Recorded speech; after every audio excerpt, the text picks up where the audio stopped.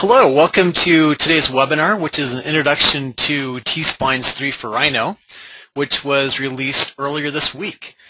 My name is Matt Sederberg. I'm a co-founder here at T-Splines Inc., and I will be hosting you on today's webinar along with Kyle Houchens, T-Splines trainer and the owner of the Outside Digital Art and Design Consultancy.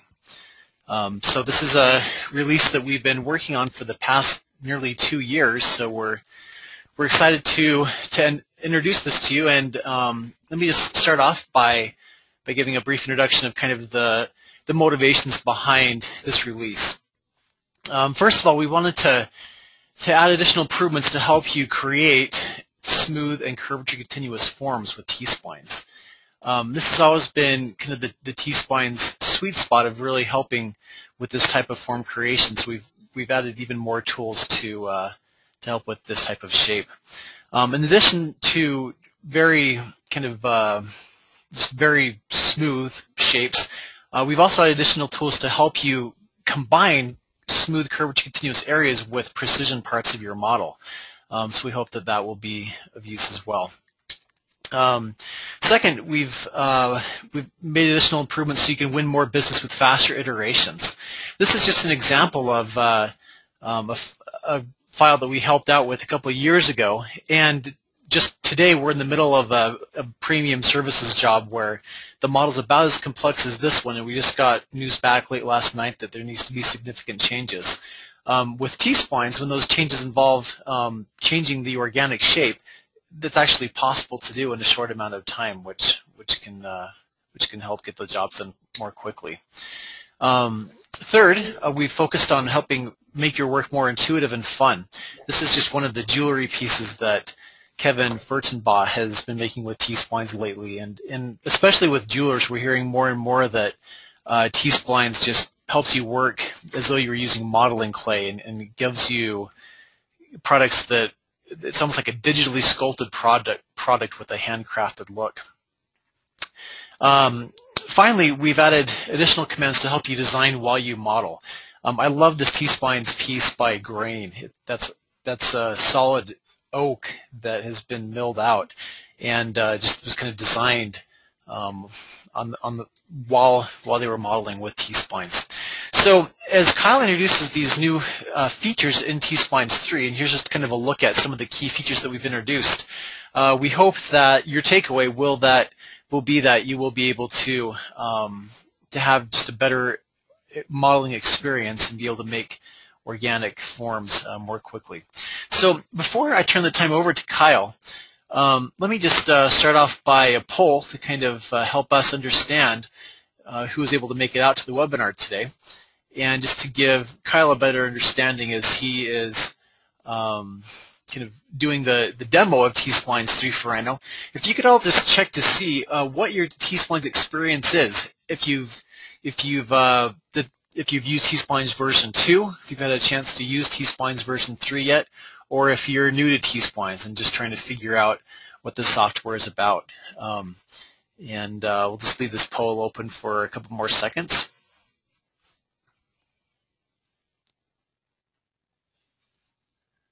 Okay, it looks like we've got most everyone voting.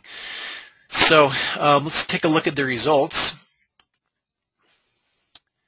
And so it looks like almost an even split of people who have been exposed to T-Splines version 2 and version 3, and then about a quarter of you are new to T-Splines. So that's great. We hope that our goal today is that you'll have a better understanding of how T-Splines can be helpful for you to make organic shapes suitable for manufacturing. So with that, let me turn the time over to Kyle and also just kind of introduce kind of how this webinar will go. Kyle will be giving a demo, and we really hope that you will participate in that demo by typing in questions in the GoToWebinar panel. You're all muted, but we have some T-Splines staff here that will be typing back answers throughout the webinar, and then also we will address those to Kyle as appropriate. So we hope that we can answer all of your questions during the webinar. So with that, let me turn the time over to Kyle Houchens.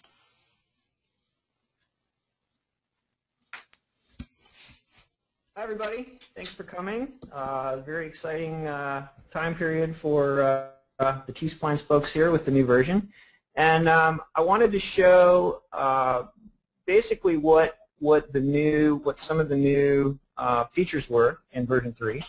And I'm just going to go ahead and jump in and talk first about the UI. There's been a significant amount of work done on the interface and basically how you can access and interact with the models and T-Splines within Rhino. If we go in here and open up the options, you'll notice that the first thing that you look at is there's a new button in here called Deactivate License. And basically what this allows you to do is to move your license from one machine to another without having to contact Matt at 3 o'clock in the morning like I do and say, I need a code to get my software started. Basically just deactivate the license, install the software on another machine, activate the license with your software code that you get when you purchase, and you're up and running. So you can take it with you. If you're working on a remote machine somewhere, you can uninstall it on your machine at home and take it with you, put it there, uninstall it, put it back there. So so that's a cool feature. And then if we get into the display, you'll notice that there's 3 new options here: compatible, fast, and fastest. And basically what these do is allow the T-Splines display to react faster to modeling input. In fastest mode, basically what this is doing is shutting off any star point smoothing. And so you'll actually see a little bit of continuity artifact on the model. That is only a display issue, but the model will react really quickly in this mode when you're picking faces and moving things. So for editing, this is a really great mode to work in.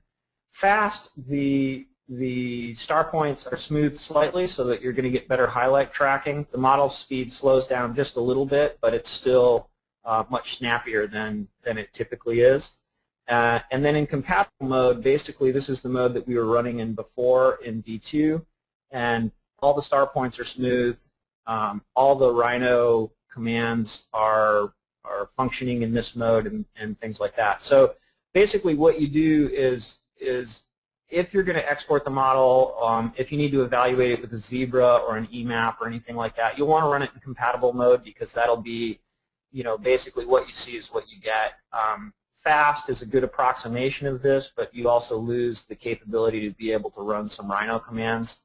And then fastest, obviously there'll be some visual artifacting on the model as the T-points aren't, or the star points aren't smooth. So these 3 options, experiment with them, see which ones work. On really fast machines like the one I'm running here, fast works really great. On slower machines like my laptop, I run it in fastest mode and then switch to compatible just when I'm getting ready to output or do some sort of conversion on it.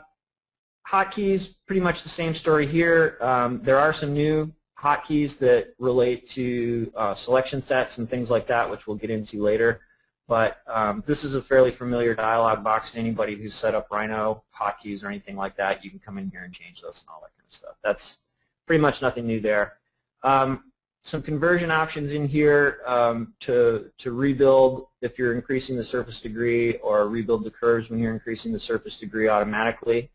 And then the next kind of news here is the T-Splines UI. And basically, if you look over on the side here, there's a little edit mode menu bar that pops up when you enter edit mode from the T-Splines toolbar.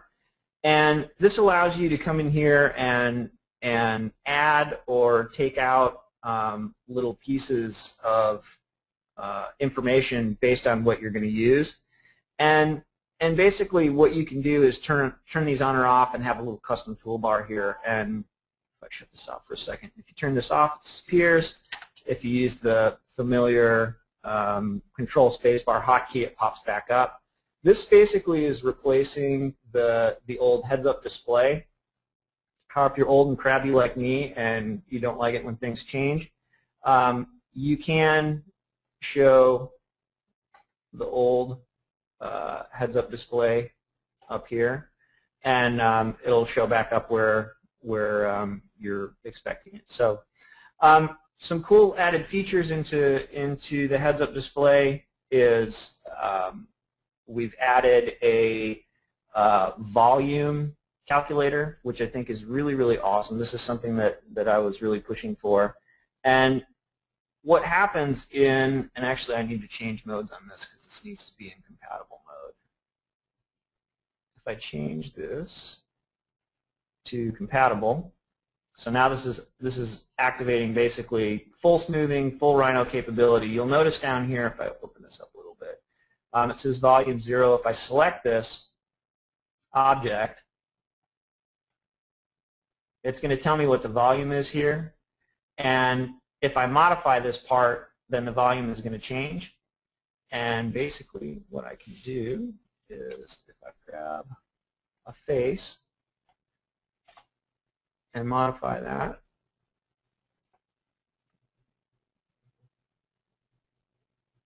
you'll notice that the volume is going to increase as it goes up.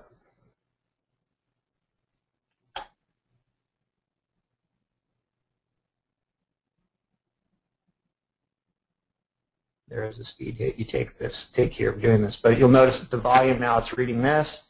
If I drag it up a little bit more, that volume is going to increase.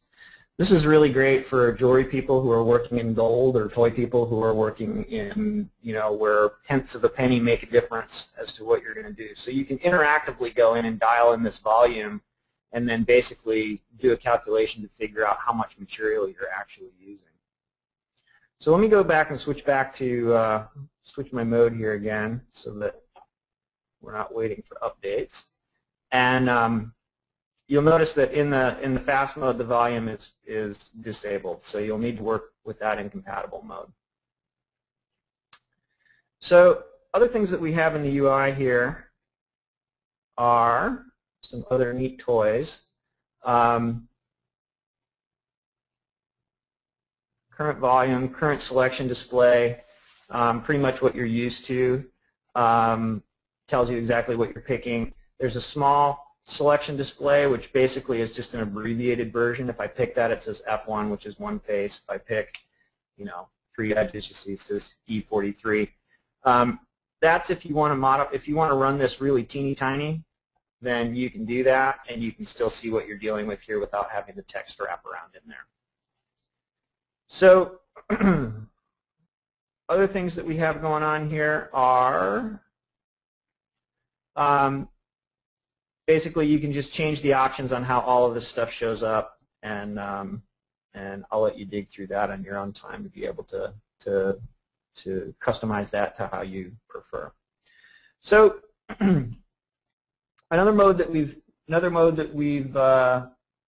another addition here is the TS Shiny, which is a new display that you'll see in your Rhino window options here. And if I switch to TS Shiny, you'll notice that it's got an environment map. A lot of people ask about the Oxpecker plugin that I used a lot when I was running version 4.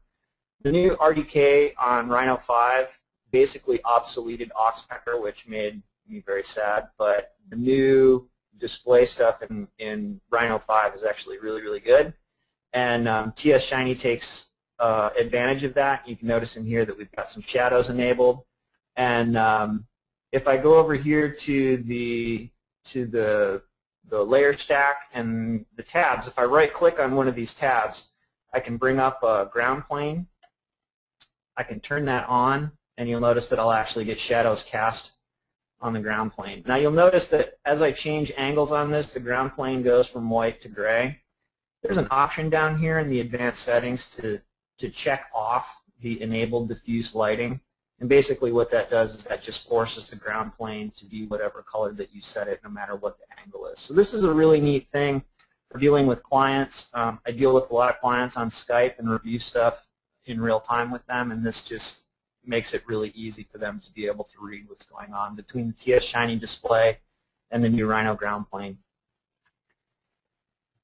Let's see, the next step would be, let's look at selection sets. So I'm going to shut this off for now and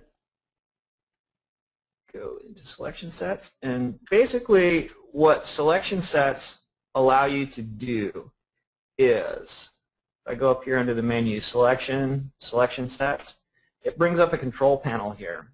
And basically, if I pick, let's go with verts first. If I pick some verts, say I pick these and I pick these, and these were the critical verts of this model, and I needed to be able to, you know, maybe make a change to these and then show it to a client and then make a change again, or this was the area that was of concern. Maybe I'll add this one up here too.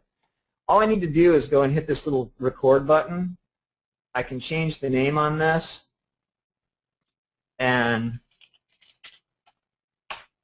change that to vert 1, and then I can go ahead and model through my model and stuff like that. If I need to get it back, all I do is push the play button, and you notice those verts light up again. That works with edges too. Like, say I can pick these edges over here. All I do is hit record, change the name,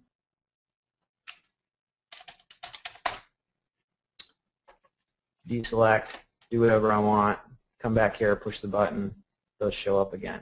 So anybody who's doing character modeling, anybody who's doing, you know, figures, if you're doing toy sculpts, if you're doing anything that there may be like an expression involved or something like that, you know, most of my consultant business is based in the toy industry, and we do lots of, you know, little iterative tweaks as far as like a cheek needs to move up, an eyebrow needs to move up, a nose needs to move down. You can set up selection sets, name that eye, cheek, nose, and get your client on Skype and say, okay, here it is, and they say, yeah, you know what, I don't like the way the nose is. Well, you just load the, you load the nose and make your modification live and say, how about that? And they say, okay, great. Well, you just saved, you know, 3 hours of studio time having to make a tweak, email it, and then sit, twiddle your fingers and wait for them to get back to you. So this is a really powerful little widget here, and I hope that it's something that you're going to enjoy as much as I do. I'm very happy to see it there. The next thing I want to talk about is symmetry. And symmetry has been completely rewritten, and it is really, really awesome. And basically, there's a couple of things that you can do. If you have an existing part that you want to be symmetrical, you can come up here, activate symmetry, pick the object. We want it to be axial, and I'm going to discover it. So I'm actually going to go on a part that doesn't have any symmetry on it now. Obviously, it is symmetrical, but and I'm going to pick an edge. T-Splines is going to examine the model and say, there's an edge and there's an edge, and that all fits symmetrically. And now I can pick this thing and modify it, and you'll see that T-Splines has actually added symmetry to a model that's not symmetrical. Well, holy smokes, you say, that's awesome. But wait, there's more. I'm going to take this off for now. I'm going to bend one side of this model and make it asymmetrical. Maybe I've done some changes over here and I say, you know what, I really like this side better than this side. Well, if I go and just discover symmetry, I'm going to discover this. I'm just going to pick an edge. Well, this time it did pick that, but it doesn't necessarily always do that. So what I want to do is I'm going to actually force this to axial symmetry. I'm going to discover, and I'm going to use faces. I'm going to pick one face here, which is my root face, and then I'm going to pick this face over here, which is my symmetric face. And you notice that it has forced the other side to match this. If I undo that and do it backwards, and I discover by faces, if I pick this one first and then pick that one, you'll notice it forces the first side to the other side. So this allows you to pick which side of the model that you want to be symmetrical. So if you happen to be modeling down the road and you've got one side the way you like it and the other side you don't, if you just discover it off an edge, you may or may not get the side that you want. If you use this select face and root face, or root face and symmetrical face method, you can pick which side of the model that you want to have symmetry added onto. So this is really, really awesome. There's not, as far as I know, there's nobody else who's doing this this type of symmetry with this kind of power. There's more to symmetry, though. We can do radial symmetry as well.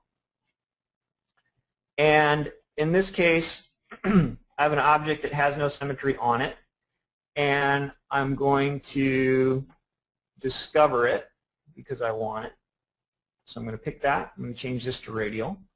And I'm going to discover it, and I'm going to pick a root face, and then I did the math on this ahead of time, so I'm going to go over 5, 1, so that's 1, 2, 3, 4, 5. I'm going to pick here, and you'll notice that T-Splines has gone on and thrown in symmetry lines, and I can then modify this now with symmetry applied, which is really pretty awesome. Dancing flower demo. Just a couple things to chime in here. Symmetry works with most of the T-Splines commands. So if you were to do an extrusion now, Kyle, like extrude a face, then that extrusion would be mirrored across all the symmetry parts. So you can see you can do extrusions. You go ahead and delete that face that you extruded. That would be updated across all symmetry. And yeah, so it's a pretty as far as we know, this is the best in class symmetry. So yeah, this is really awesome. So, and it also works on objects. If I back up a little bit, take symmetry completely off of this. It also works just on the object itself. So I can pick this radial, center of the rotation. Say if I set that at 0, then I can pick the number of segments up there in the corner you see is set to 4. So now I get 4 symmetric objects. If I pick a face here, you'll notice that they all move together. So that's symmetry, and it's awesome, and you love it as much as I do. The next command that really kind of blew my mind was the match command. This was when I used to do training. When I still do training, but when I first started doing training, match was the command that I always used to say. And here's the match command, and we're not going to talk about that. And then let's talk about something else, because it was the ruin model command, and it's been rewritten, and it is so good now that it's really, really awesome. So let me show you how this works.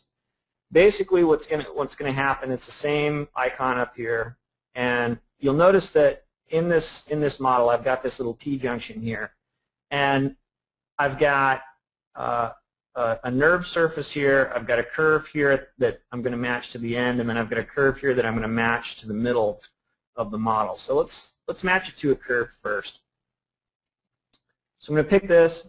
I'm going to pick this edge, and I'm going to pick this curve.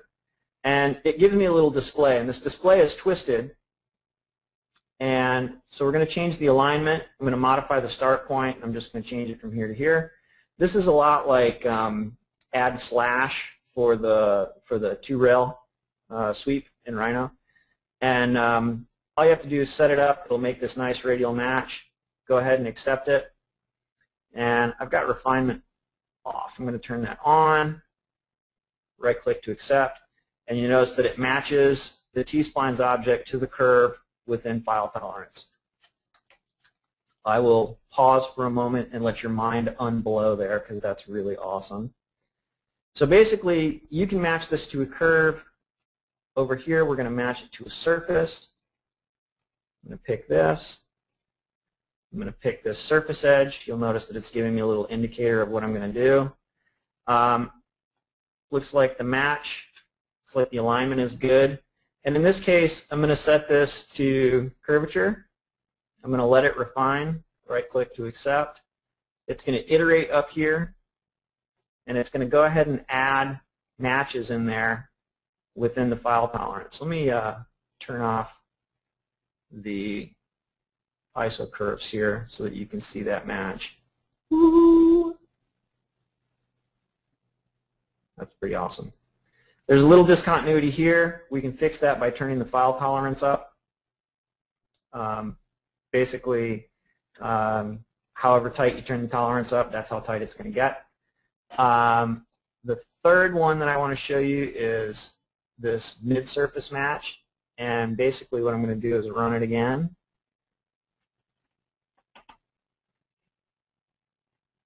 Grab the match again. I'm going to click the mid-surface option. And I'm going to grab this border loop and this curve, which you see is fairly arbitrary. I'm going to just check my match. That looks pretty good. And I'm going to go ahead and let that refine. And what it's going to do is force the center of this surface to match this curve. Woo. Left the end alone, added geometry as needed in order to be able to match that, and allows you to basically blow mold this part into the center to match curve. So match went from 0 to hero. This is one of the coolest commands that's going on right now. You can use this for all sorts of stuff.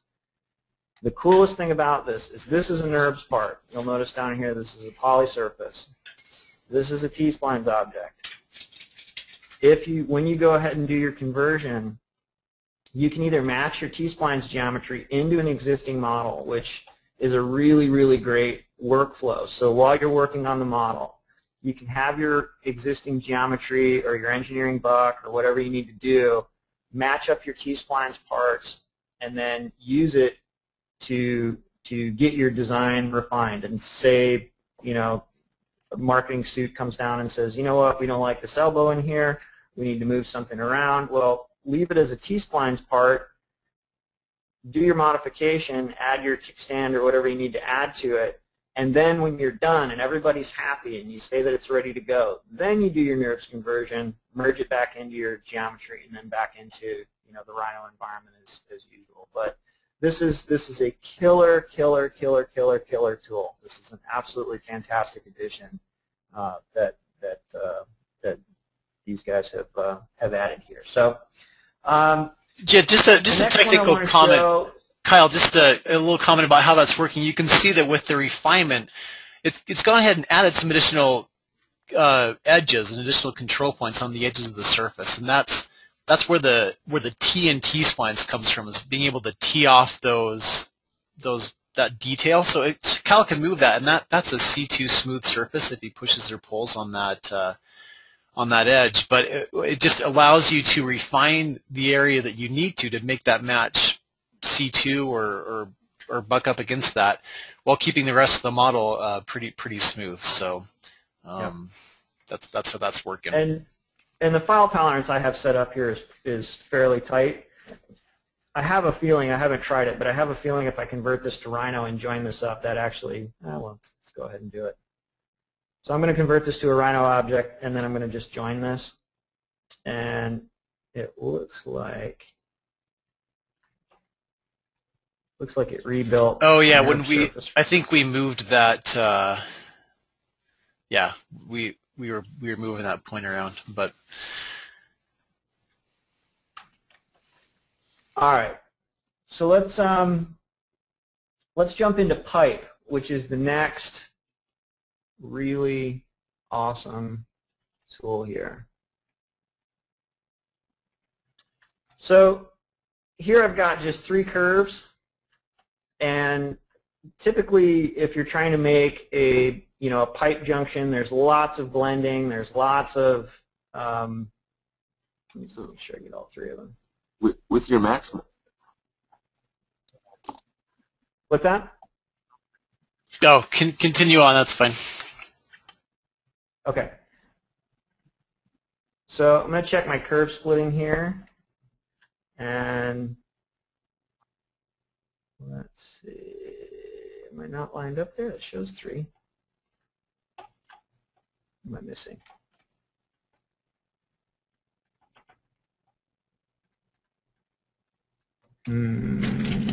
Love the live demos. Try and rebuild these really quick.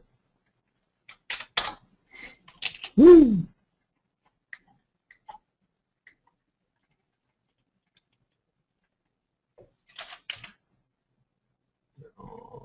good. There we go. I had different degree curves going on there. So you'll notice that if I select those curves, it gives me a box preview, and it allows me to just right-click and accept, and I'll get this piece of geometry here. If I go ahead and smooth that, you'll notice that I get a good curvature continuous joint through those three curves. You can then take this and modify it as you would any other T-Splines object, but it builds these intersections automatically. So to take that one step further, get rid of this. I have this box. I can take this and pipe this. And I'm going to change the radius on this just a little bit. I'm going to make it 2, make it a little bit bigger. Accept that. And it's outputting the boxes right now, which allows me to preview and make sure that everything looks good. You can have the output be smooth, and I'll do that on the next piece. So you see that it's gone through here and made all of these transitions really, really cleanly. You get nice, gorgeous highlights with that TS shiny display. And the cool thing about this is it's actually history enabled. So if I grab the curve, the original curve here, and move it, you notice that the part updates, and I can smooth toggle that again. And it allows me to modify it as necessary. So as long as I'm working with the original curves and I haven't modified the output, I can take this completely out. And it gives me the same kind of output. So another example would be this dinosaur. Basically, I've got a bunch of intersecting curves here. These are just Rhino control point curves. I can pipe this, and You're missing the head there, Kyle. Am I missing the head? Ah, there we go. And I'm going to change the output type from box to smooth. I'm going to go ahead and accept this. And you notice that I get a smooth dinosaur. It's like my dicing was off here, so let's go ahead and fix that. The thing that's cool about this is it's being history enabled. I can click on it, re-invoke the tool, and then come in here and check my curve splitting. And the tolerance is 0.001 right now. Let me bump that up a little bit, make it looser.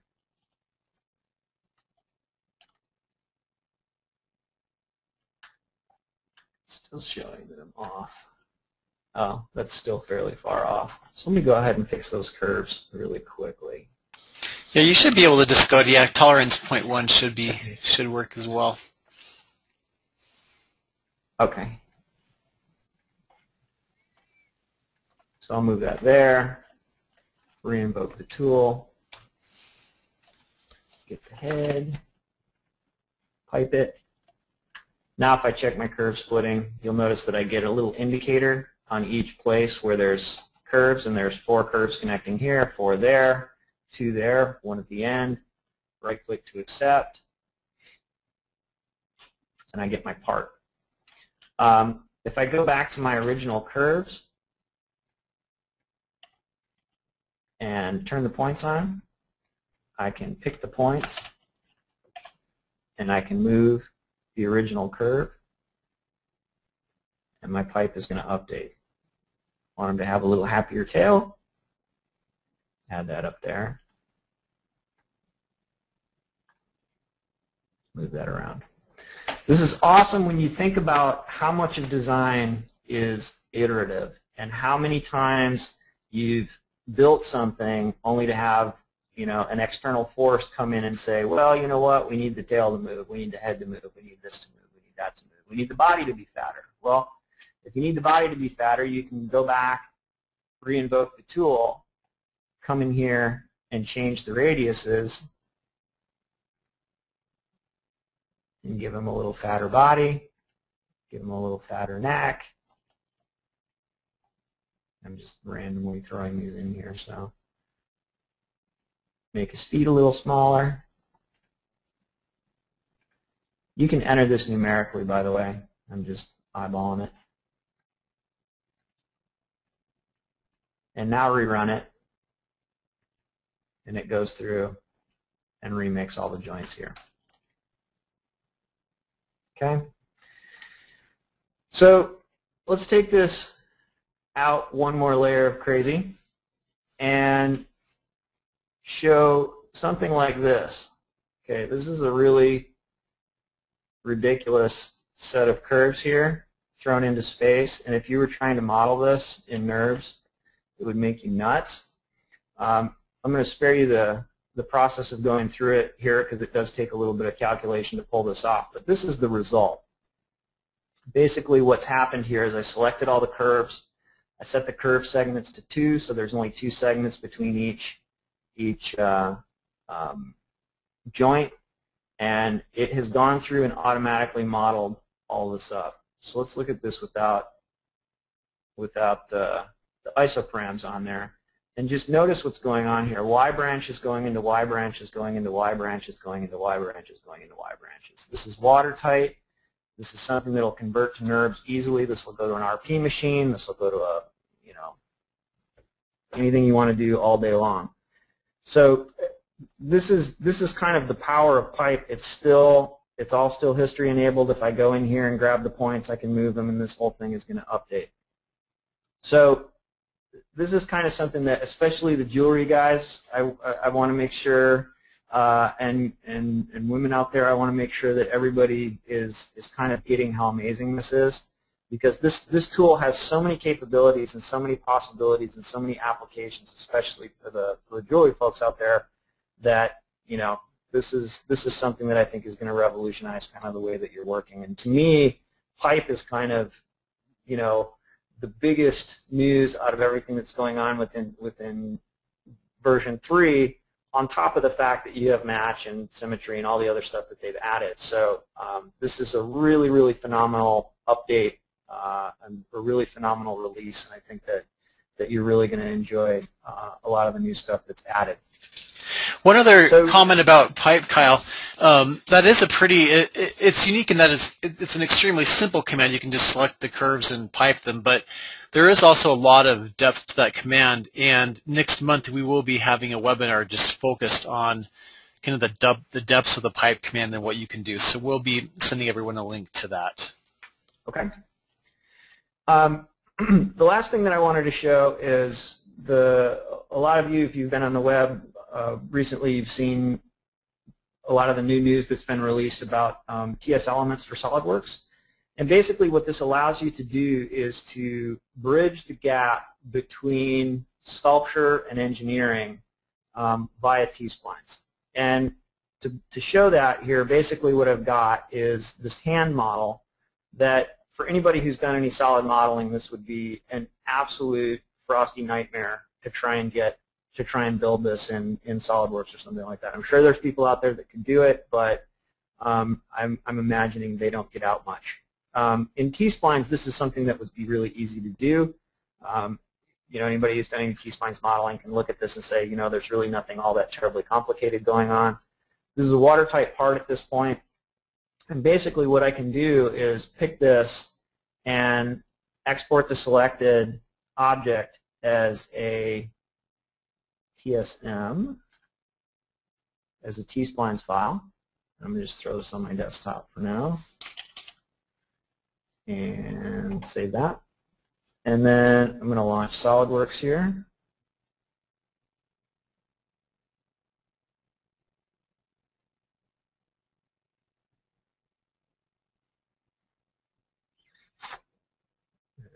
And get this rolling. and go to my file browser here. I'm going to open this on my desktop. Browse to the TSM file format here. Click on it. It opens up in SolidWorks. We did do a webinar showing this entire workflow, so I'm not going to get into blowing holes through this or shelling it, but I will show how you can modify it real quickly. So this loads up, comes in as a T-spline, as NURBS patches in the SolidWorks feature tree. But the cool thing about this TSM format is it retains the original T-splines information with the TS Elements plugin. So if I right-click on this and edit the features, you'll notice that the verts and the edges and the faces all show up. So I can pick faces, and I can modify this basically the same way that you would in T-splines. And it's maintaining all my continuities, all that kind of stuff. I go ahead and accept that. It'll go ahead and regenerate the SolidWorks part, go back to my NURBS patches, and you can see that the palm has been bumped up. So a really fantastic capability, and the power of this cannot be overemphasized in the fact that you can, if you've seen some of the other webinars, basically start with a triangulated scanned model, do some work on it with a couple of other pieces of software, end up in T-splines and Rhino, save it out as a T-splines part, and end up here in SolidWorks with a really beautifully sculpted part that is actually usable. You can import data into SolidWorks already, but in this particular case, you can blow holes through it and stuff like that and shell it and do all that kind of stuff, but you still retain the ability to go back to the T-splines object, modify the model, and then have it regen through your feature tree.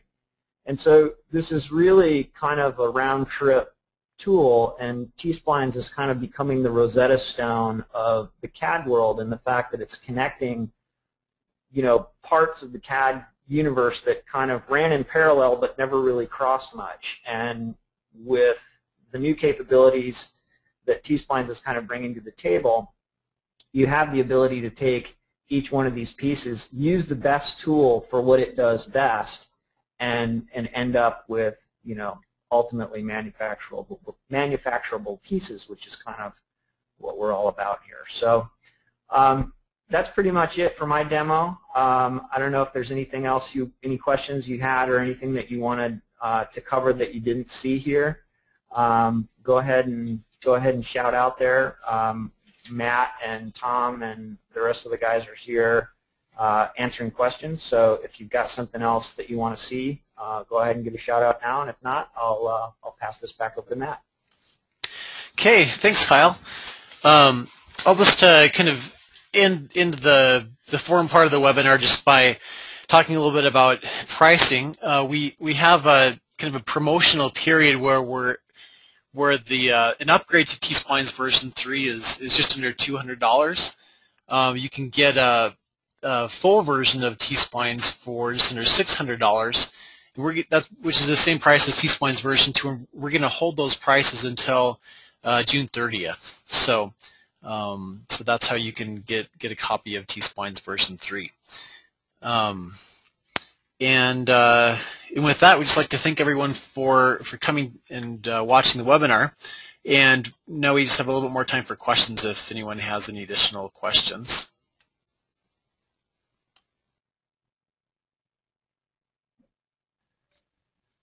Okay, Kyle, we've got a question. How can you move your C-plane in T-splines?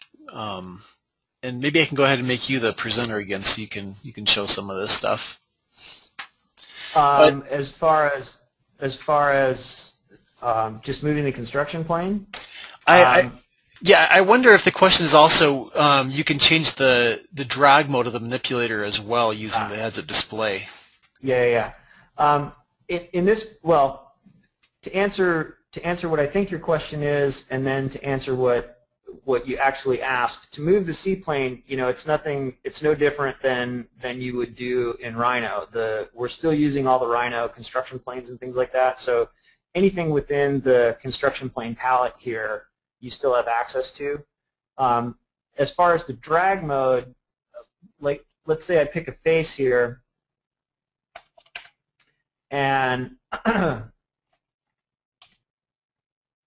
I've got three particular types of drag mode here. In this case, I'm running the world drag mode, and then in the, let's see, I think I need to pull up a UI button here. Yeah, you've got it loaded, Kyle. It's the it looks like a little hand just beneath that one. Yep. Got it. That one. So I can change from. You'll notice here. I don't know if you can see this, but there's a V here, which basically means I'm working in view mode. You see that my third axis has disappeared because the viewport is now the construction plane, and as I rotate around, my construction plane basically is updating just based off the camera position. If I click it one more time, it's going to switch to UVN mode, and basically this is going to work off the U, the V's, and the normals of the model. And then if I click one more time, I'm back to world. So that would be how you change the drag mode, or you can go back. You know, I typically use the previous version heads-up display, and that's still within there. But this would be the button that you would use to change that. Okay, here's another question. This is a great question about match. Whether there is kind of more of a blend type option so that the last segment of the T-spline object stays more the same. There are a few parts of match that are pretty powerful. And actually, Kyle, if you could maybe pull up your web browser so we can kind of show where some of this more in-depth documentation is. On our T-Splines website, one thing that we've done new for version 3 is created a new form. Inside the T-Splines forms, where we just have a kind of a separate area for each of these commands. So if you just go to the T-Splines forms, and in the community, supporter community, there you go. You'll notice that it's the T-Splines for Rhino documentation, and here we have a separate form thread devoted to each of the new commands. Eventually, we'll get one up for all of the commands, but there's a match command down here where we have a video, and you can learn more about it and ask questions. So if any of you have more questions after the webinar, please come ask them here, and we can continue on the discussion. But the match command, basically, if you have more T-Splines control points near the match, then it will not change the shape of the one surface as much. And there's also a way of changing the fall off region. So if you want it to be larger, you can change that as well. So maybe we'll throw another video on this page, kind of showing more examples of that, and we can continue the discussion there.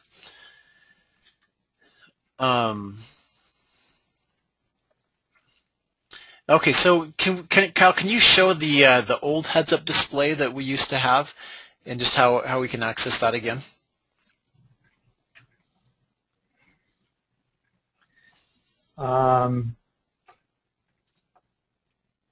So basically what happens, I go into the options, go into the T-Splines UI. There's an option up here to show the full heads-up display.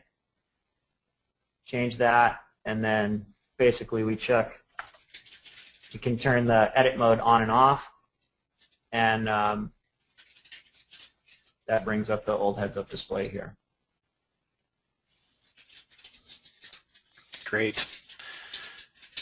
Let's see. Will T-Splines version 3 be compatible with the Rhino Mac version once it's released, and does it work now with the beta version? This is one of our favorite questions that we get every week because we're all big Mac users. The Rhino SDK is not at a point yet where we can actually put T-Splines in Rhino on the Mac, but we're looking forward to that day. And so it doesn't work today, and we're excited to have a chance to make that work later.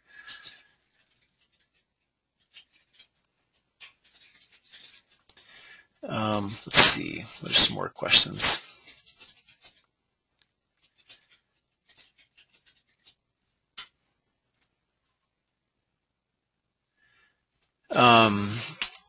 Here's a question: do we have plans to release a full version of T-Splines for SolidWorks? Do we plan to release it with the same toolset as the Rhino version, and when might this be released? That's a great question. TS Elements is our first product for SolidWorks, and it's and we are working on a deeper integration. I don't have a timeline to announce for that, but one thing that we are doing with TS Elements for SolidWorks is if you, first of all, if the standard pricing on that is $500. If you own T-Splines for Rhino, or if you buy them together, you can save $200 off that price. So we're steeply discounting that for Rhino users. And the final thing that we're doing is if you do get a copy of TS Elements for SolidWorks, then you'll be able to apply your entire purchase price towards kind of the next version of T-Splines for SolidWorks. So if this is a program that's useful for you today, we'd encourage you to jump in, start using it, hopefully start saving time and giving us feedback, and then we'll take care of you as things progress with that.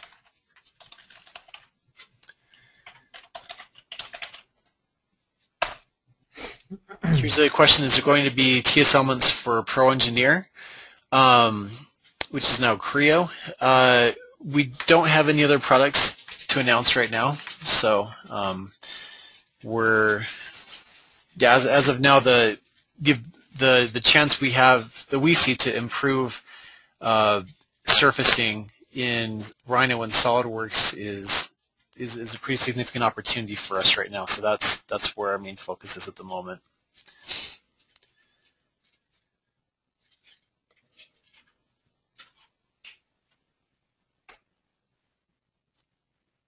Let's see if there's any other questions that Tom hasn't answered over typing yet. I see some more kind of advanced questions about piping. Again, I'd encourage you to go watch the movies that we have in the forum and ask more questions, and we'll make more movies in response to any questions there as well. So hopefully that can be an avenue where we can continue these conversations.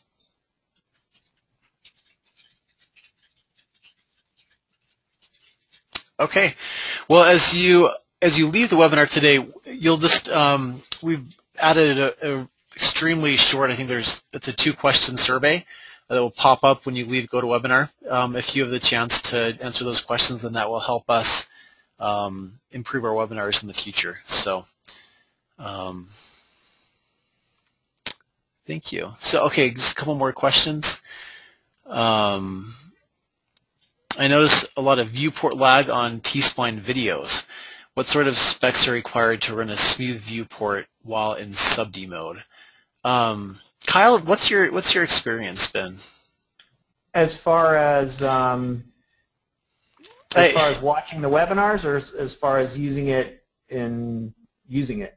Yeah, well, I guess maybe I can answer this first as far as using it. This specific question is why we actually rewrote the entire T-Splines backend to help with speed. And so with version 3, with those 3 speed options that Kyle introduced at the start, and Kyle, maybe you could even just show really quick on this hand model the different, like the speed, kind of the 3 different speed settings and what a big difference that makes. Sure. Yeah, this was huge because if I go to fastest mode here, and it's gonna update my settings here for a second. If I pick a face, my toolbar out here. If I pick a face, you'll notice that I can grab this thing and throw it around in fastest mode. And I have a fairly fast machine. Actually, I have a ridiculously fast machine.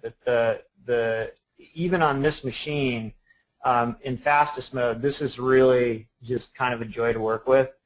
You'll notice though, if I were to shade this, there are, and I were to throw a zebra on this, there's going to be some issues where you're going to see some star points that aren't smoothed, exactly right, and that's a display issue. And actually, in this case, it's showing pretty well. But there's definitely a display hit as far as being able to see, and track highlights with, exact accuracy.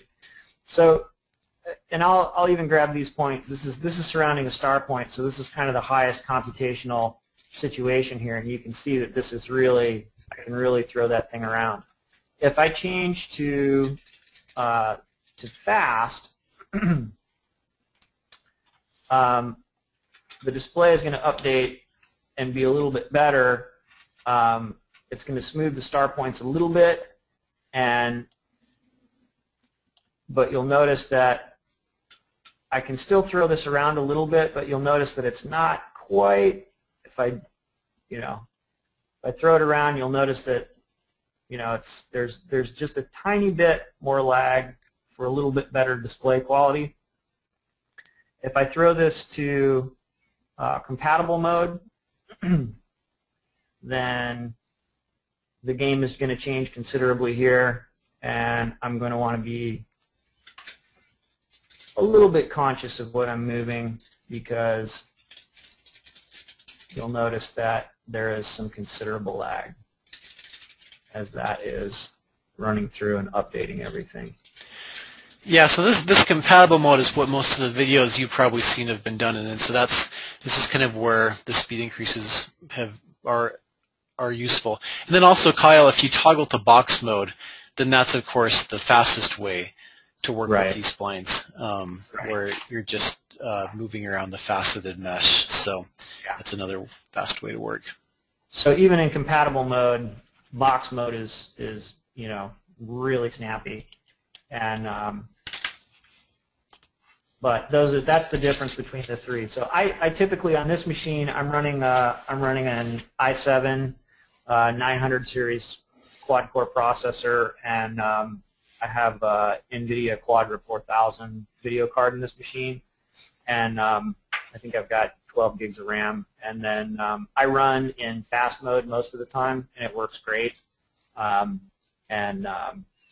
If I'm working on a really big model, I'll switch it over to fastest, just to be able to do my editing, and then as I get tighter and closer to being done with the model, I'll scooch that up a little bit so that I can track my highlights more carefully. So, but that's pretty much the main difference.